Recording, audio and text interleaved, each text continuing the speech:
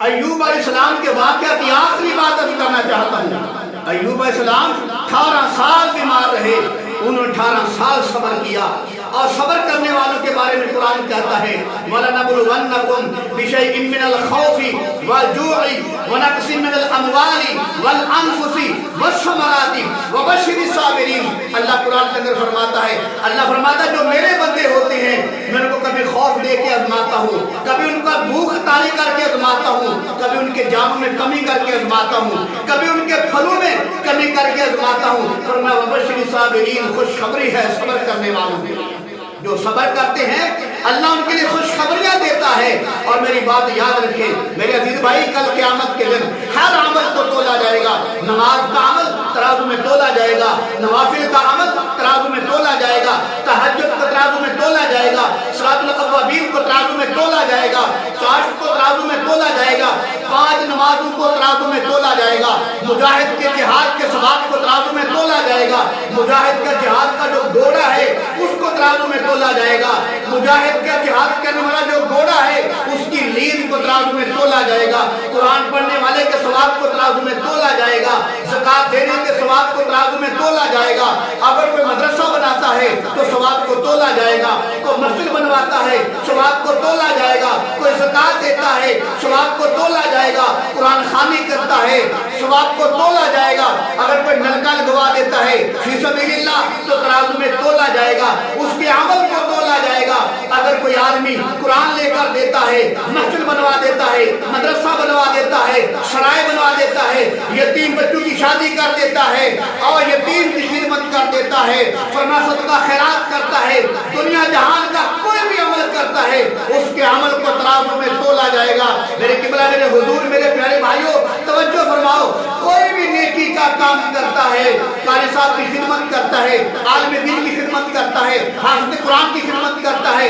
اپنے پیر صاحب کی خدمت کرتا ہے، کوئی بھی اصالہ ثواب کرتا ہے اس کے عمل کو ترازو میں تولا جائے گا۔ لیکن یاد رکھو ایک ایسا عمل ہے جس کو ترازو میں نہیں تولا جائے گا۔ قرآن کہتا ہے انما یوفی الصابرین اجرهم بغیر حساب، فرمایا جو صبر کرتا ہے اللہ صبر کے عمل کو، اللہ صبر کرنے والے کے اجر کو ترازو میں نہیں تولے گا، اللہ اس کو بغیر حساب کے اجر دے گا۔ جو صبر کرتا ہے اللہ کا قرآن کہتا ہے اس کو بغیر حساب کے اجر دیا جائے گا۔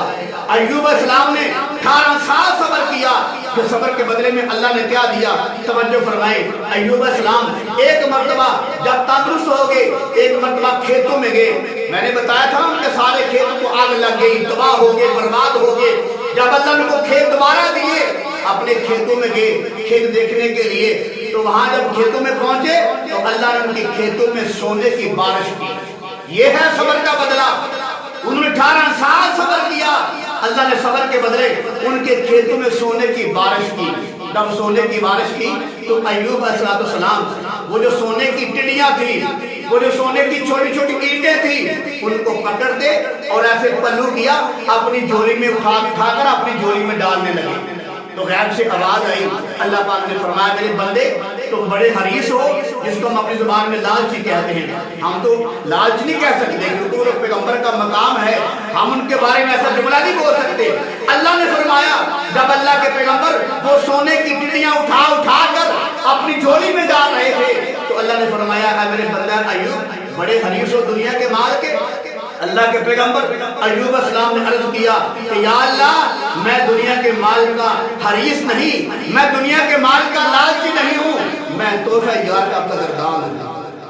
میں تحفہ یار کا قدردان ہوں۔ یا اللہ تو تحفہ دیا مجھے، میں اس کی قدر کرتا ہوں۔ تو معلوم ہوا میرے عزیز بھائی جب کوئی آدمی آپ کو تحفہ دے تو اس کا انکار نہیں کرنا چاہیے، چاہے آپ مالدار ہی کیوں نہیں، چاہے آپ لاکھوں کے مالک کیوں نہیں، جب تحفہ دیا جائے تو اس کو قبول کرنا چاہیے، کیونکہ تحفہ دینا بھی سنت ہے، تحفہ قبول کرنا بھی سنت ہے۔ تو بہرحال میرے عزیز بھائی اللہ تعالیٰ نے اپنے پاک پیغمبر ایوب علیہ السلام کو صبر کے بدلے ان کے کھیتوں میں سونے کی بارش کر دی۔ اور اگر ہم بھی صبر کریں گے کسی پریشانی پر انشاءاللہ کل قیامت کو اللہ ہم کو بھی بغیر حساب کے اجر دے گا۔ لیکن یاد رکھو جن لوگوں کو صبر کا بدلہ کل قیامت کو ملے گا، اور وہ لوگ جن پہ کوئی تکلیف نہیں آئی، جو صبر نہیں کرتے تکلیفوں پر، جب وہ دیکھیں گے کہ صبر کرنے والوں کو اللہ بغیر حساب کے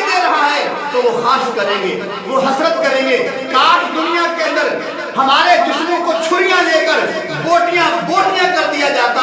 اور آج ہمیں بھی وہ صلہ ملتا جو صبر کرنے والوں کو مل رہا ہے۔ لہذا میرے عزیز بھائی، جب تکلیف آئے تو صبر کرنا چاہیے۔ تو میں نے عرض کر دیا، جب بندہ صبر کرتا ہے تو اللہ اس پر سونے کی بارش کرتا ہے، اللہ اس پر رحمت کی بارش کرتا ہے۔ تو میرے عزیز بھائی، جب بھی تکلیف آئے تو صبر کرنا چاہیے، صبر کرنے والوں کو اللہ بغیر حساب دیتا ہے۔